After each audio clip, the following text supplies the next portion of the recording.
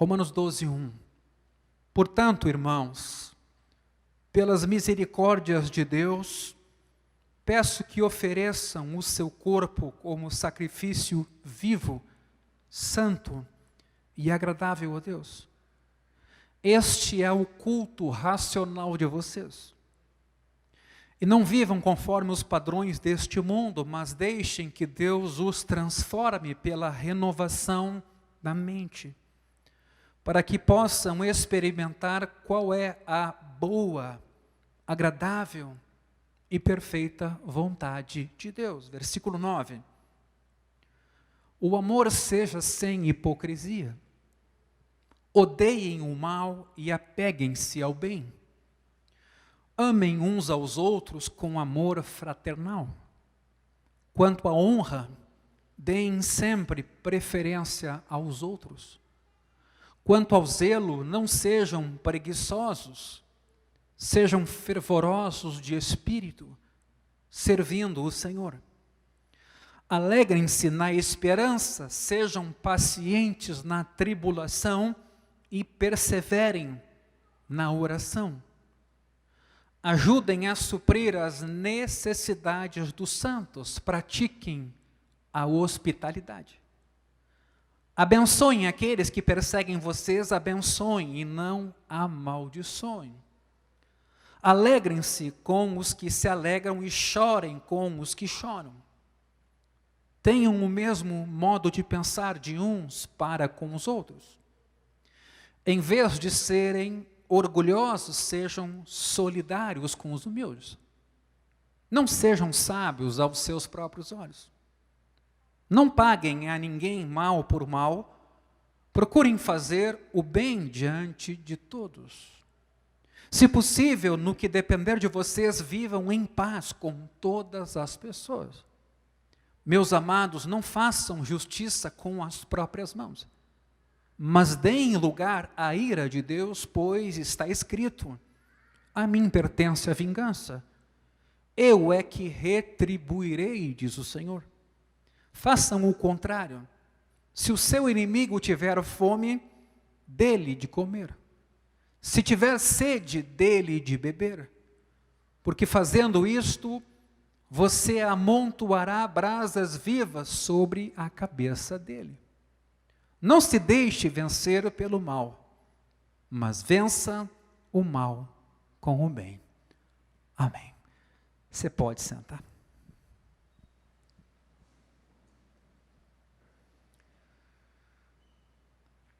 Meus irmãos,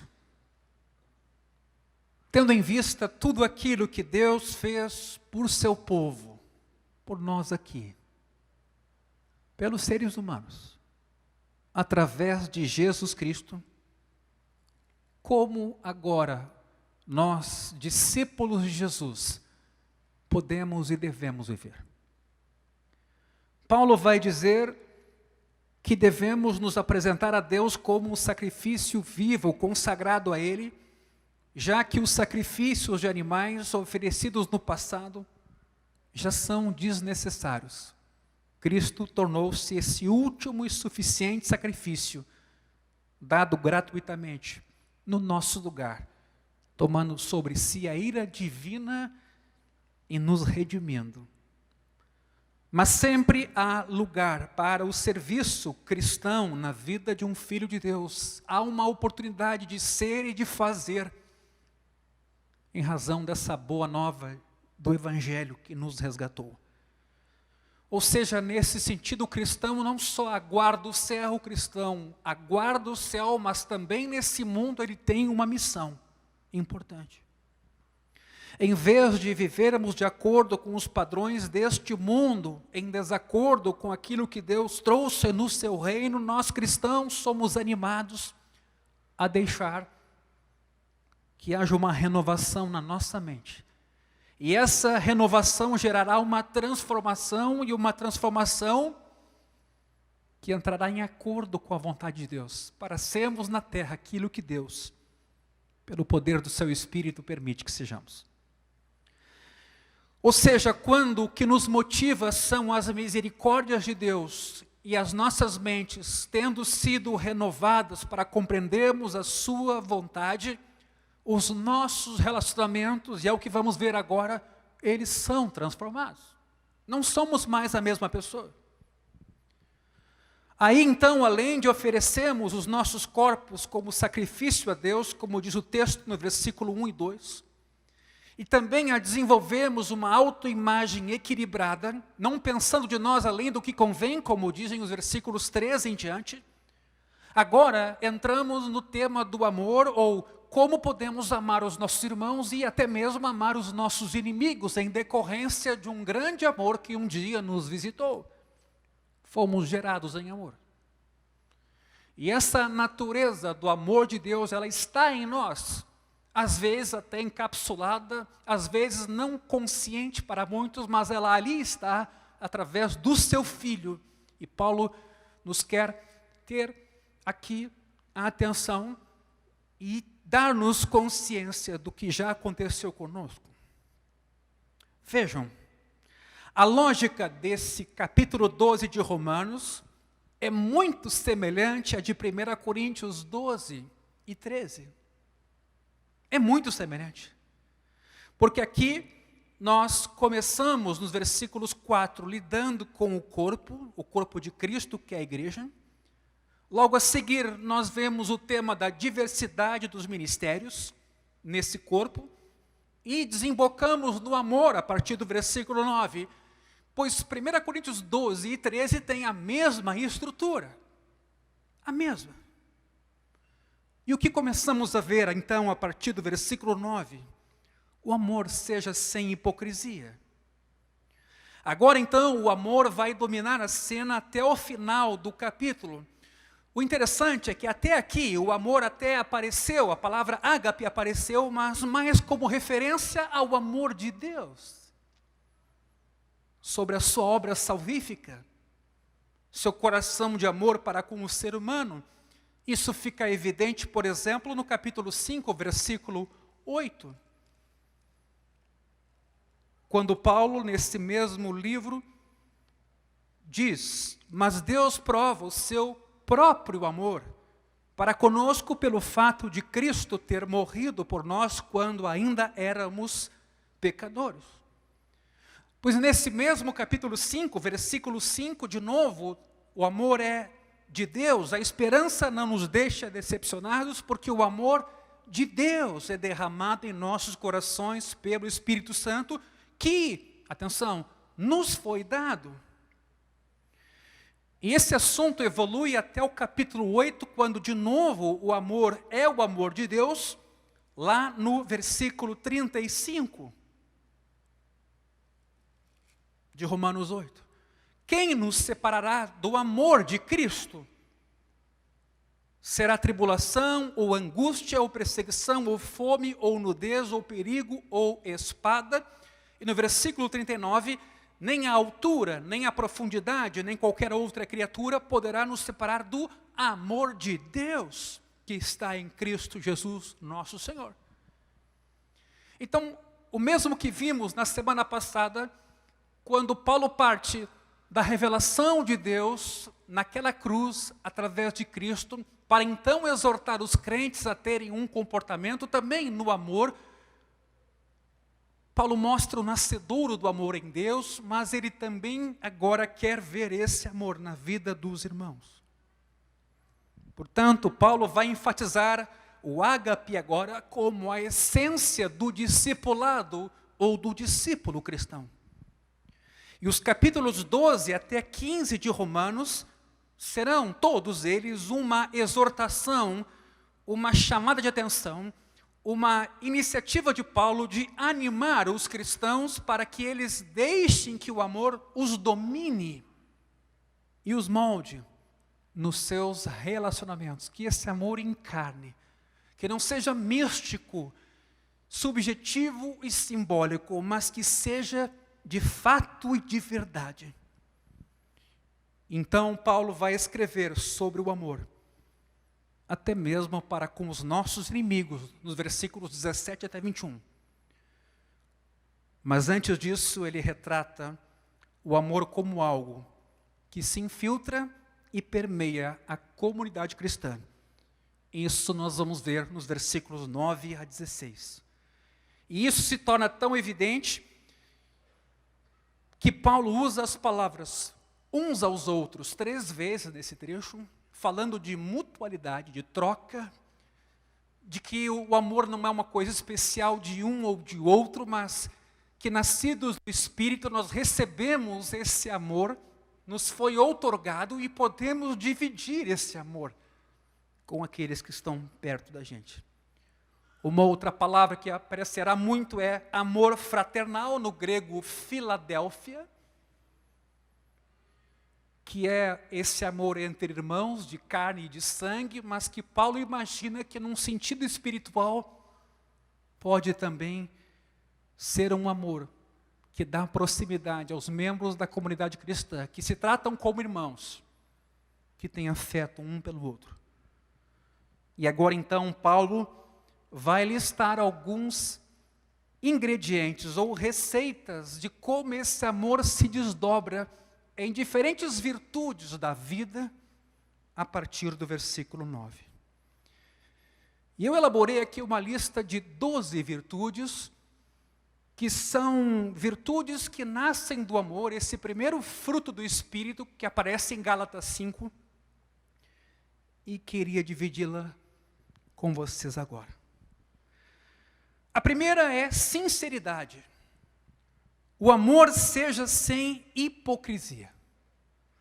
A palavra anipócritos, e o A aqui é para sem hipocrisia, refere-se a hipocrites, que era a palavra que designava o ator que participava de um drama. E nesse sentido ele performava, ele se imbuía de representar alguma coisa no palco de acordo com a narrativa ou a ideia da obra. Mas é importante nós observarmos que a igreja não é um palco, embora hoje aqui a gente esteja usando um palco. Quer dizer, a igreja não é um teatro, e o amor também não é um teatro, ele foi dado para curtirmos essa virtude na vida real. Esse amor nos salvou. Neste sentido, meus irmãos, amor e hipocrisia são mutuamente excludentes. Um autor chamado John Murray disse o seguinte: se o amor é o cúmulo da virtude, e a hipocrisia a síntese do vício, quanta contradição seria colocar os dois juntos. Porque o amor tem tudo a ver com verdade e nada a ver com dissimulação ou falsidade.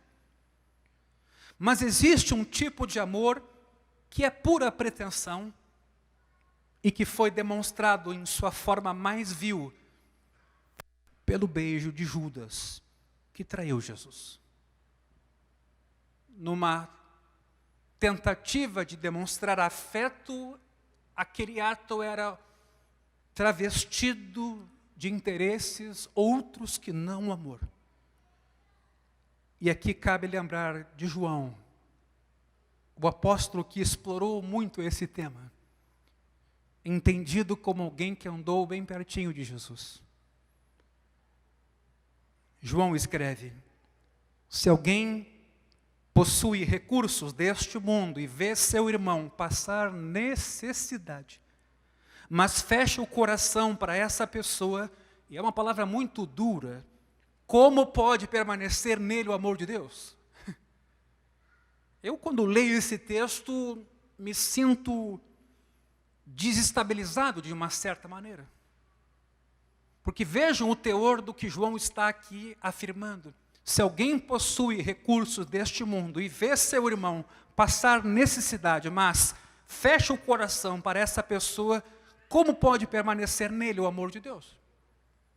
Filhinhos, não amemos de palavra, nem da boca para fora, mas de fato e de verdade, o texto diz. Queridos, há pessoas que hoje pensam, e colocou muito bem a Carolina numa reunião recentemente, pensam estar demonstrando o seu amor tão somente por fazerem uma postagem de uma frase, como se diz, lacradora. Como se aquela frase entregue estivesse resolvendo ou fazendo tudo aquilo que o dia a dia nos impõe quando vemos necessidades.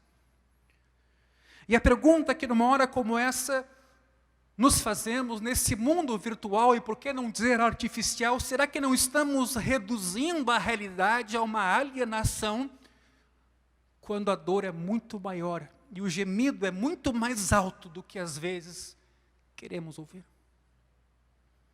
Nós mesmos, pastores, irmãos da Igreja do Caminho, temos nos preocupado muito com os efeitos dessa pandemia para a nossa fé.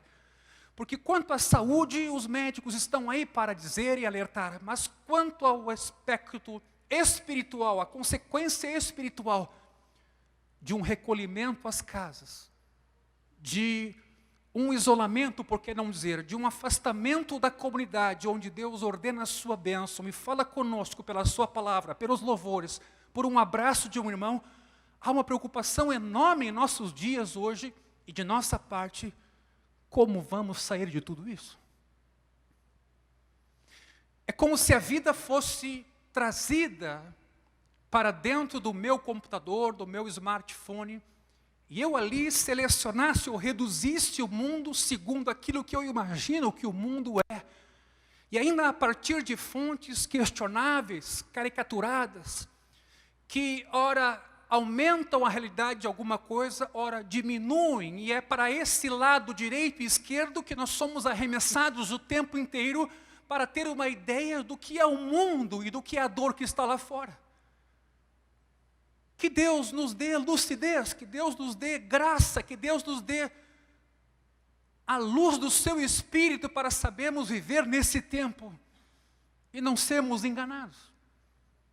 Não sermos influenciados de forma negativa, parcial, mas podemos perceber o nosso papel como igreja no mundo e a partir daquilo que Deus nos mostra, a sua palavra, mas também conversando com gente, ouvindo as pessoas, percebendo a dor, escutando as famílias. Na quinta passada, tivemos 2 grupos de crescimento e pude, eu, pastor Márcio, acompanhar ali algumas realidades. Na próxima quinta, a mesma coisa. Há grupos aconteceram nas casas também em Porto Alegre. É importante ouvir as pessoas, saber do que estamos falando, com tanta guerra de informações contraditórias. Que mundo é esse? E o pior, em cima de informações assim questionáveis, nós lacramos, entre aspas, e achamos, bom, a minha obra está feita, eu dei o recado. Quanto a coisa é muito mais complexa do que essa. Muito mais profunda. Muito mais delicada. Não, a igreja não finaliza a sua atividade com um post. A igreja não dá por encerrada a sua tarefa quando disse para alguém já no passado o que era o Evangelho. Aliás, a igreja tem uma tarefa redobrada de interceder, de clamar, de não desistir, de amar, de andar a segunda milha e, por que não dizer até, de servir aos seus inimigos. O problema é que essa igreja está tão desfigurada nos dias atuais, que a gente começa a ter dúvida até da nossa original vocação e passamos a aceitar o que pragmaticamente já tem sido feito por aí. Sinceridade. Talvez esse é um dos desejos do nosso coração enquanto comunidade do caminho, que possamos aprofundar as nossas relações, que não tenhamos medo nesse sentido de nos expor na medida em que seremos ajudados e não julgados, que tenhamos um desejo de ter relações consistentes, de natureza familiar e fraternal, vivendo o que esse texto aqui nos está dizendo. Um amor sem fingimento, que não é performático, que é real, e que vai olhar para as necessidades lá fora e vai dizer, eis-me aqui, Senhor, me usa e me dá graça para ser bênção na vida dos meus irmãos, que são de carne e de osso, não são virtuais, e que têm necessidades. A segunda virtude que eu destaco, a partir do seu nascedouro amor, é o discernimento. Vejam, odeiem o mal e apeguem-se ao bem, diz o versículo 9. Pode parecer estranho que após uma exortação a amar, venha agora uma ordem para odiar. Ora, o amor não é esse sentimento cego, como muitas vezes imaginamos, que se costuma pintar. E nem é exclusivamente poético ou textual. Sim, ele é um sentimento perspicaz, mas que se doa com tanta paixão ao objeto amado, que todo e qualquer mal que seja incompatível com o seu supremo bem-estar, passa a ser objeto de ódio. O ódio do amor ao mal aqui, a palavra no grego é apostigeo, só aparece aqui em todo o Novo Testamento, mas ela é muito comum no Antigo Testamento, expressa aversão, abominação e até repugnância ao mal. E aqui eu lembro de Efésios 5, quando Paulo lá, lidando com um pecado em específico, diz, isso nem se nomeie entre vocês como convém a santos. E é nesse sentido que eu oro a Deus, para que Deus faça em nosso meio uma obra linda. Para que Deus, se tiver que derrubar coisas que eventualmente construímos com um alicerce equivocado, que Ele derrube tudo isso. Mas para reconstruir, com muita sinceridade, honestidade, humildade, verdade, e com um amor, que é a manifestação de um amor que vem para curar. Porque Deus disciplina aqueles que amam, e aliás são as feridas feitas por aquele que ama. A franqueza, a honestidade de desejar o bem. Mas também aqui Paulo sugere o apego do amor, aquilo que é bom, no sentido de agarrar, de grudar, como se fosse uma cola. Quer dizer, podemos perseguir isso, podemos eleger isso como uma virtude, um valor importante em nosso meio. Quando a gente começa um ano que nem esse, 2021, muitas coisas começam a entrar na pauta. Há necessidade de todo lado, ideias, projetos. Se a gente não cuida, a gente fica até ansioso. Mas aí eu lembro, o que não pode faltar? Porque fazer sempre é possível, e Marta nos mostra isso muito bem, mas o que é necessário? É necessário estar aos pés de Jesus. E estar aos pés de Jesus é o lugar melhor para a gente poder ajudar os nossos irmãos e ser bênção na vida um do outro. Então essa segunda característica que flui do amor, além da sinceridade, é o discernimento. Nada de amor cego, mas é um amor que entende e mesmo assim se compadece, mas não passa a mão por aquilo que precisa ser amorosamente cuidado e curado. Sim, nós queremos odiar o mal, no sentido de não deixar que o mal encontre lugar em nossas conversas, em nossos pensamentos, em nossa família. E às vezes alguém tem que ter coragem e dizer, isso não deve ser dito, isso não deve ser feito. Alguém tem que ter coragem, às vezes isso é constrangedor, mas dizer, não podemos continuar assim como igreja. Uma terceira característica que se deduz desse texto, no versículo 10, é afeição. Amem uns aos outros com amor fraternal. Paulo reúne nesse versículo duas famílias de palavras. Eu não vou citar aqui no grego, mas elas dão conta tanto aqui de amor, como algo que descreve a afeição natural que sentimos pelos familiares, mais até amor de pai para com o filho. Mas há uma outra palavra que aqui no grego é Filadélfia, amor fraternal, que denota amor de irmãos e irmãs uns pelos outros. Pois ambas as palavras eram aplicadas a relações de sangue dentro da família humana. E Paulo as traz para o convívio da igreja. E às vezes a sensação que eu tenho é que nós não entendemos a dimensão de ser filho de Deus e como consequência de irmãos em Cristo. Isso ainda para nós não tem sido suficientemente concebido, entendido, Ainda para nós, essas relações são frágeis e permanecem as relações de carne e de sangue, que são importantes e muito importantes. E não é aí que temos que mexer, mas a compreensão das nossas relações por meio de Cristo. Somos uma só família por causa de Jesus. E mesmo sendo diferentes, e mesmo morando em lugares distantes, com línguas diferentes, com recursos e condições sociais diferentes, é incrível que nele somos um. Tanto somos todos pecadores, como somos por ele, filhos de Deus, e não por aquilo que temos ou somos.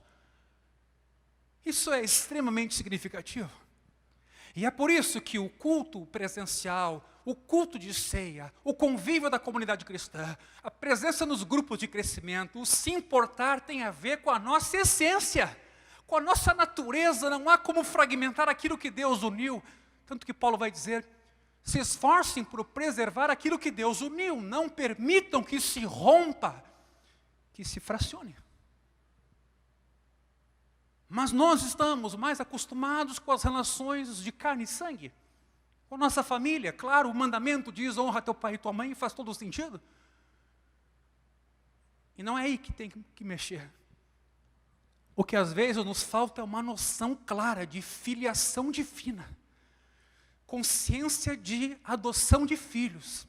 Em Cristo éramos antes inimigos e agora fomos tornados filhos e amigos de Deus. Isso nos torna comuns aqui. Isso nos torna todos iguais, beneficiados. E por isso agradecidos. O que Paulo então vai fazer aqui com essas palavras, tanto o amor fraternal como o próprio amor, que aqui no grego é philostorgos, vai dar uma outra conotação, referindo-se ao afeto carinhoso e cordial que deveria unir os membros da família de Deus, internamente a essa igreja e dessa igreja para com as demais igrejas cristãs, porque em Cristo somos uma só família. Esses dias eu fiz uma postagem, inclusive, quando a gente tem algumas dificuldades com irmãos ou outras denominações cristãs, eu disse, no céu vai ser um galpão só. É bom já, desde agora, ir fazendo as pazes, porque naquele dia não vai ter lugares, regiões, templos diferentes. Nós vamos ser um só povo e vamos adorar a Deus para todos sempre. E é nesse sentido que não há razão para perpetuar.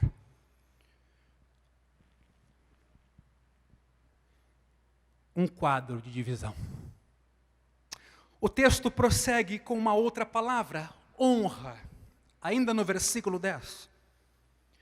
Quanto à honra, deem sempre preferência aos outros. Essa é a segunda exortação de mutualidade, que a gente honra e recebe honra. O amor na família cristã deve expressar-se em honra mútua, assim como a afeição. É muito comum hoje, ninguém me nota, ninguém me ama, ninguém me procura. Aqui há mutualidade, o amor foi derramado em nossos corações e a gente sempre pode ajudar alguém. Aliás, é ajudando alguém às vezes que a gente é ajudado e a cura acontece mesmo num tempo difícil. Não se sabe aqui ao certo se a exortação é para considerar os outros superiores a si mesmo, como diz Filipenses. Ou se o que está implícito é um elemento de competição. Neste caso, a melhor tradução seria preferindo-vos em honra uns aos outros. Ou seja, mas de qualquer maneira, o que se espera de nós é que concedamos uns aos outros a mais alta honra possível, como filhos de Deus que somos por meio de Jesus. Isso tem todo o valor. E aqui eu lembro dos textos de Paulo, por exemplo, aos Coríntios, falando sobre os integrantes do corpo. Não pode dizer a mão aos olhos, não preciso de você. Quem somos nós? Quem somos nós para dizer ao pé, não preciso de você? Uma outra palavra que se deduz, uma outra virtude que se deduz a partir desse amor que é derramado em nossos corações, é a palavra entusiasmo. A partir do versículo 11, vejam, Quanto ao zelo, não sejam preguiçosos, sejam fervorosos de espírito, servindo o Senhor. Queridos, quando se trata de religião, geralmente entusiasmo é sinônimo de fanatismo. Aliás, algumas igrejas históricas, talvez pensando sobre pentecostais ou neopentecostais, dirão hoje a mesma coisa. E essa palavra foi aplicada com sentido pejorativo para os primeiros metodistas lá no século XVIII. E há um autor chamado R.A. Knox, que perpetuou essa caricatura porque escreveu um livro, fez um estudo histórico intitulado Entusiasmo. Nele, ele retrata os entusiastas, que não são os mesmos da época de Lutero, é bom dizer, como pessoas perfeccionistas, dadas ao exagero, incapazes de tolerar irmãos fracos, com dificuldades ou que tropeçam. Mas quando Paulo exorta os romanos aqui a não esmorecerem, e o sentido literal é a não serem preguiçosos no zelo, o que ele tem em mente é algo muito diferente do que um perfeccionismo, um moralismo. Porque o zelo só é válido se for de acordo com o entendimento.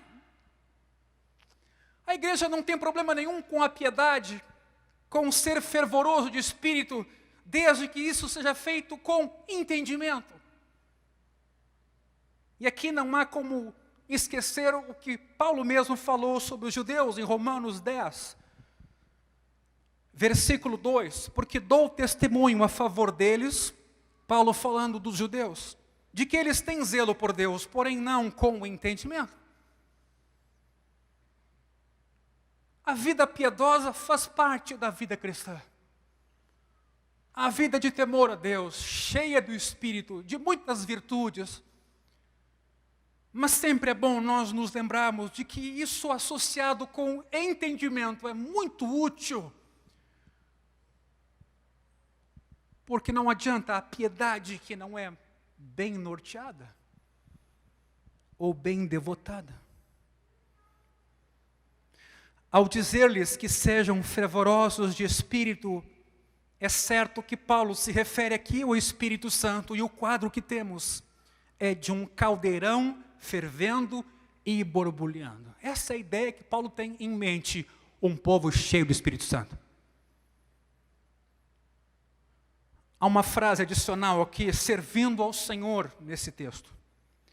E ela muito bem pode servir como um controle ou pausa para aquilo que de outra forma poderia ser interpretado como um convite ao entusiasmo desenfreado, que às vezes em vídeos tanto se nota por aí afora, para finalidades nada proveitosas. O comprometimento prático com o Senhor Jesus, queridos, mantém o zelo enraizado na realidade. Luz do mundo, sal da terra. A igreja está assentada com Cristo nas regiões celestes, mas neste mundo ela é luz e sal no seu contexto. E precisa ser clara, se comunicar com essa realidade, ser bênção onde quer que ela esteja. Há uma sexta virtude aqui, que é a virtude da paciência, no versículo 12. Alegrem-se na esperança, sejam pacientes na tribulação e perseverem na oração. No cerne desse trio de palavras está a referência à palavra esperança. Que palavra significativa para nós hoje. Não só quanto à pandemia e à vacina e a estabilização desse vírus, mas quando a vida vai passando, vamos nos perguntando cada vez mais sobre o sentido dela. Para que existimos? Para quem existimos? Vale a pena viver? Vale a pena casar? São perguntas que fazemos um tempo todo. Diante da dor e da injustiça. Mas há uma confiança no Evangelho. Uma confiante expectativa de que os cristãos verão um dia Jesus voltando e com a sua glória. E essa esperança nos alimenta para passarmos qualquer dificuldade, o vale mais escuro ou mais profundo, porque a esperança é para nós fonte de eterno gozo. Mas ela também exige da gente paciência. O tempo não está em nossas mãos, e nem o modo nós aprendemos a confiar, a sermos pacientes, inclusive para passar por tribulações. E no meio de tudo isso, levantar um clamor e orar e falar com Deus. Paulo prossegue com uma outra virtude que é generosidade, no versículo 13. Ajudem a suprir as necessidades dos santos. O verbo aqui, suprir, é koinoneo, cujo sentido pode ser tanto de participar das necessidades e sofrimentos dos outros, como repartir os nossos recursos com eles. É tanto estar junto no sentido emotivo e físico, quanto também estender a mão e auxiliar quem está conosco. Koinonoko significa generoso. Vem da mesma palavra para comunhão. Faz-nos lembrar a koinonia na igreja primitiva de Jerusalém, cuja expressão maior era que os seus membros tinham tudo em comum, no sentido de que repartiam suas posses com aqueles cujas necessidades eram maiores do que as deles próprios.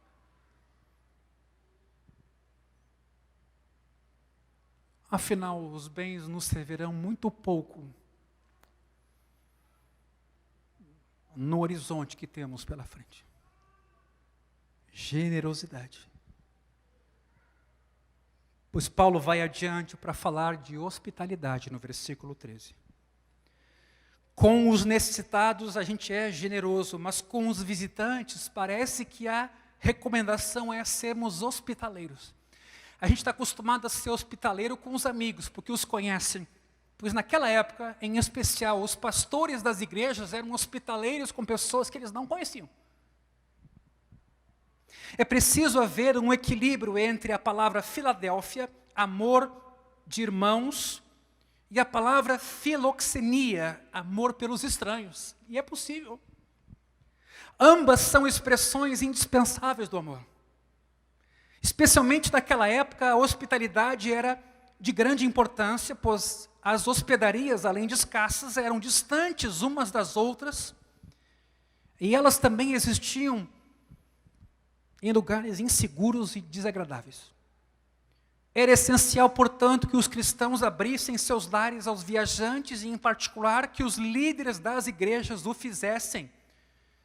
E não é à toa que Paulo, quando fala lá sobre os presbíteros, diz que deve ser alguém hospitaleiro, apto para ensinar. 1 Timóteo 3,2, Tito diz a mesma coisa. E aqui eu tenho uma citação de Orígenes muito interessante. Devemos não apenas acolher o estrangeiro quando ele vem a nós, como também informar-nos a seu respeito e cuidar dos estrangeiros com carinho, segui-los e procurá-los em todo lugar, para ver se por acaso não andam largados pelas ruas. Um texto aí antigo, parece um texto escrito para os nossos dias. Ou dormindo ao relento.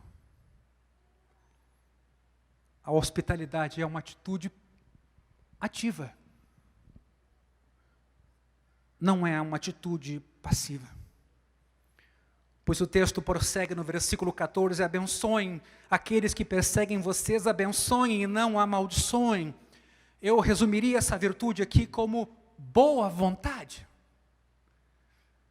Servir a Deus com alegria e servir aos irmãos com alegria. Abençoar é desejar o bem a alguém e não o mal. E aqui nesse momento eu queria abrir com vocês o texto de Lucas capítulo 6. Lucas 6, versículo 27.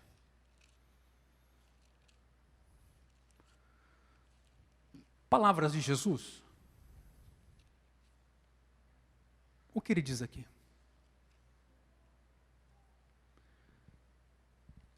Digo, porém, a vocês que me ouvem, amem os seus inimigos. Façam o bem aos que odeiam vocês. Comece a pensar naqueles que se fizeram seus inimigos, tanto no passado como no presente. Imagine esses nomes nesse texto agora. Amem seus inimigos, façam o bem aos que odeiam vocês, abençoem aqueles que os amaldiçoam, orem pelos que maltratam vocês.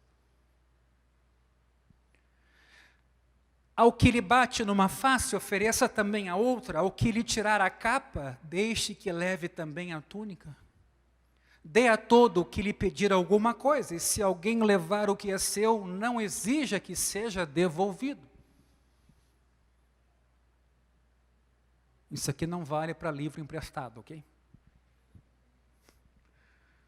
Façam aos outros o mesmo que vocês querem que eles façam a vocês. A famosa regra de ouro. Um princípio fundamental quando a gente lida com pessoas. É fazer a eles o mesmo que vocês desejariam que eles fizessem para você. Mas o texto vai mais longe.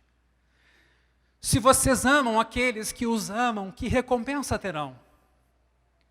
Porque até os pecadores amam aqueles que os amam. E aqui pecadores não entenda como pessoas como nós, pecadores, mas pessoas ímpias, idólatras, que não creem em Deus, que zombam de Deus, pois estão sendo elogiadas de certa maneira aqui, porque o que eles fazem é às vezes o que nós nos limitamos a fazer. Dar para receber, ou somente dar se recebemos. Até os pecadores fazem isso. Versículo 34. E se emprestam aqueles de quem esperam receber, que recompensa terão? Também os pecadores emprestam aos pecadores para receberem outro tanto. Vocês, porém, amem os seus inimigos, façam o bem e emprestem sem esperar nada em troca. Vocês terão uma grande recompensa e serão filhos do Altíssimo. Agora veja a base para isso. Porque Ele é bondoso até para os ingratos e maus. Sejam misericordiosos como também é misericordioso o Pai de vocês. Quantos dizem amém para isso? É claro que é um desafio. Quando a gente lê esse texto, isso mexe conosco. Se você tem um coração aberto para ser um discípulo de Jesus, até onde for possível caminhar, esse texto é provocativo demais. Se eu estou numa zona de conforto, cercado de segurança, indiferente à realidade e aparentemente seguro, eu peço, Deus, abre os meus olhos e ouvidos e me ajuda nessa tarefa de amar os meus inimigos e de ser misericordioso, assim como é o Senhor. Não existe maneira melhor de expressar o nosso anseio pelo bem-estar dos nossos inimigos, um anseio, um desejo, do que transformando esse desejo em oração e ação. Meus irmãos, se tem coisa que nas minhas orações eu faço, dentro daquilo que a gente tem de consciência, é orar em especial por aquelas pessoas que nos perseguem, para que Deus os abençoe, para que Deus os transforme, para que Deus esteja trabalhando na vida deles e na minha, para que o reino de Deus avance, para que Deus tire de mim todo empecilho de poder correr livre como filho de Deus e ter paz, para eu ser uma pessoa que posso deitar no travesseiro à noite e estar preparado para tudo e qualquer coisa. Quer dizer, Senhor, limpa o meu coração, me faz leve, tira os meus fardos, tira essa minha atitude de culpar os outros por aquilo que eu tenho a resolver.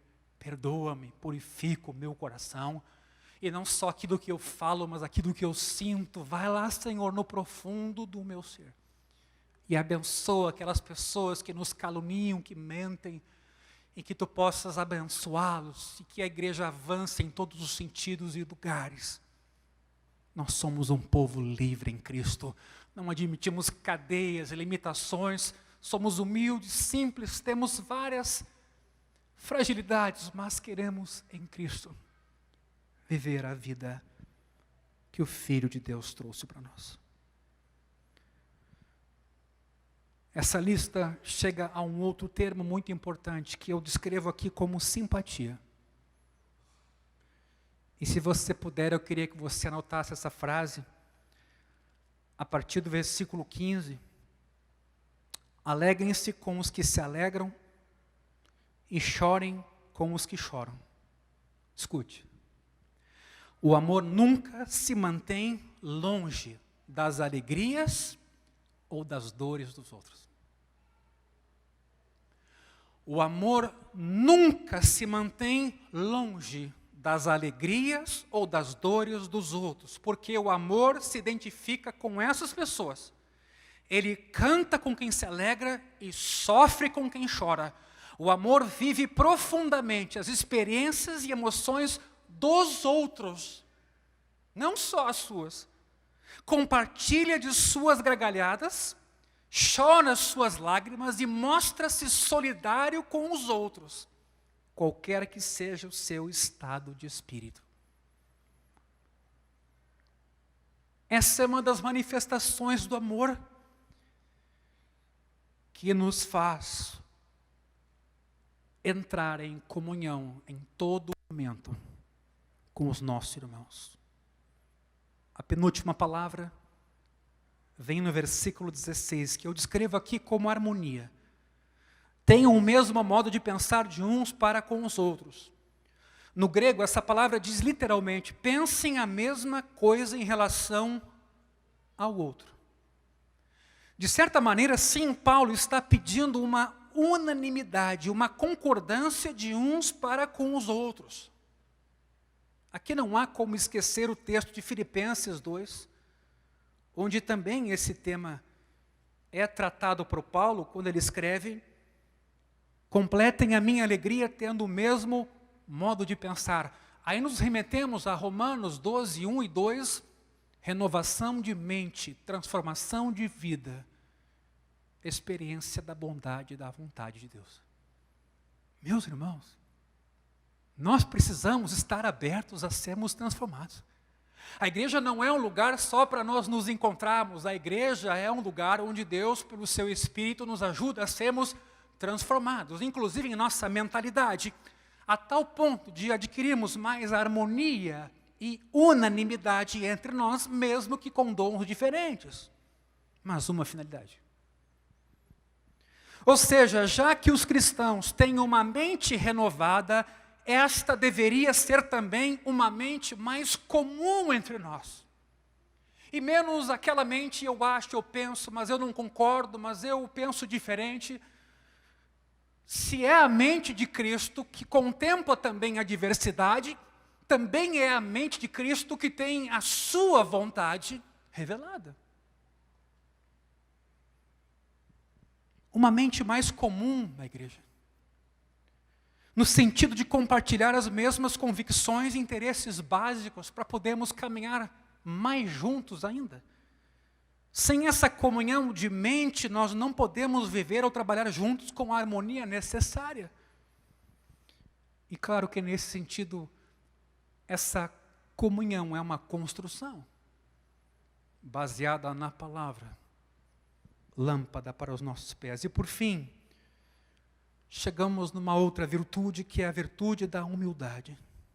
Vejam esse texto. Vejam esse texto. Em vez de serem orgulhosos, sejam solidários com os humildes. Não sejam sábios aos seus próprios olhos. Um dos piores tipos de orgulho chama-se esnobismo. A pessoa esnobe vive obcecada com status, com a estratificação da sociedade entre classe alta e baixa, ou em divisão entre tribos, castas distintas, e, consequentemente, ela vive a cata de estar com pessoas especiais. E com elas quer andar. De uma certa maneira, com alguma intenção vantajosa. Quem faz isso? Esquece que Jesus confraternizou livre e naturalmente com os rejeitados da sociedade e que convocou os seus seguidores a fazerem o mesmo, com a mesma liberdade e naturalidade. Houve alguém que, comentando esse texto, escreveu assim, numa tradução mais livre: não procurem cair nas boas graças de gente importante, tenham prazer na companhia de gente comum. Não procurem cair nas boas graças de gente importante, mas tenham prazer na companhia de gente comum. O quadro, meus irmãos, que Paulo apresenta aqui a respeito do amor cristão é profundo, eu diria até desconcertante, quando pensamos em nossa vida. Mas é muito atual. Paulo aqui descreve o amor cristão como algo sincero, sensato,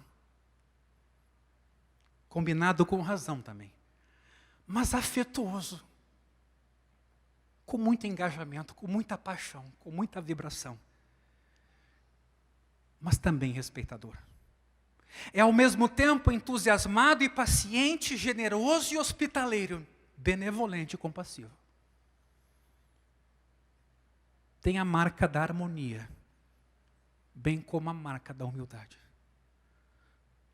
As igrejas cristãs hoje seriam comunidades mais, veja bem, felizes. Não se trata só de obedecer à vontade de Deus, se trata de dizer que as igrejas cristãs hoje seriam mais felizes, bem mais felizes, se nos amássemos uns aos outros desta forma e por meio de Jesus. Eu creio que Deus pode fazer isso conosco. Eu iria prosseguir com o tema dos inimigos, mas nossa hora já está adiantada. Baixa a tua cabeça.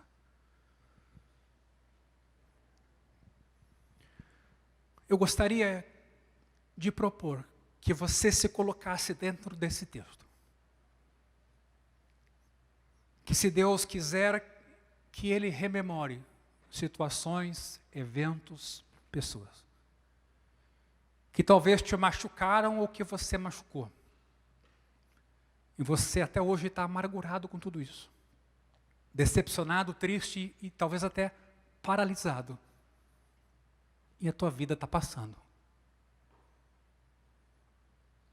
Eu oro para que, em nome de Jesus, essa corrente seja quebrada no teu coração e no teu pensamento. Que você seja livre em Cristo. Livre em Cristo. Sabe por quê? Porque de pouca coisa mesmo a gente precisa para ser feliz e ter vida em abundância. A gente precisa de Jesus.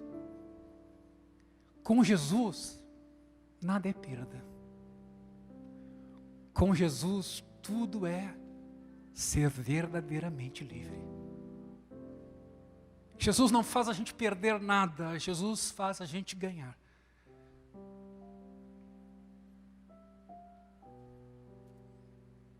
Eu oro nesse momento, Espírito Santo, nos examina, nos ilumina, nos perdoa,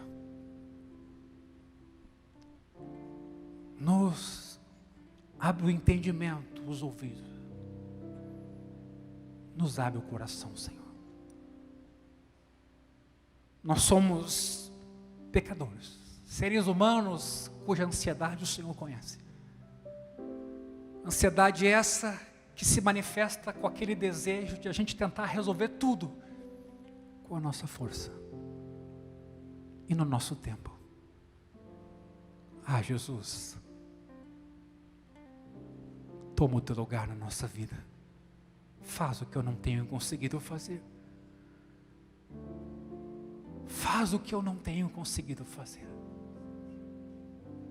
Sim, as tuas misericórdias são grandes. elas já me transformaram um bocado, elas já me deram esperança. Eu fui salvo pela graça. Hoje a minha vida é tua, já não é mais de mim mesmo, por isso que eu ofereço ela como sacrifício vivo, santo e agradável. Eu nada perdi, eu tudo ganhei. Tudo ficou para trás e agora tudo foi feito novo. Jesus, renova a minha mente, transforma a minha vida e me deixa desfrutar a tua boa, perfeita e agradável vontade. Eis-me aqui, Jesus. Tu conheces o meu pensamento. Tu conheces o meu coração. Esse amor o Senhor já derramou em nossos corações. Que Ele seja pleno, que Ele desabroche, que Ele não conheça limites, que Ele derrube paredes ou salas muito pequenas que tentam confiná-lo. Que Ele se abra, que Ele se rompa, que eu fuja do artificialismo, do fingimento, da mentira, da dissimulação, da inveja, da avareza, do ciúme, da comparação, das divisões, das murmurações. Tanta coisa. Faz-me livre, Jesus, em Ti. Faz-me livre, Jesus, em Ti. Toda a minha vida, toda a minha casa, toda a minha família, todo o meu ser, eu rendo a Ti nessa noite, sob a Tua palavra. Jesus, eu Te convido, menos eu, mais o Senhor em mim.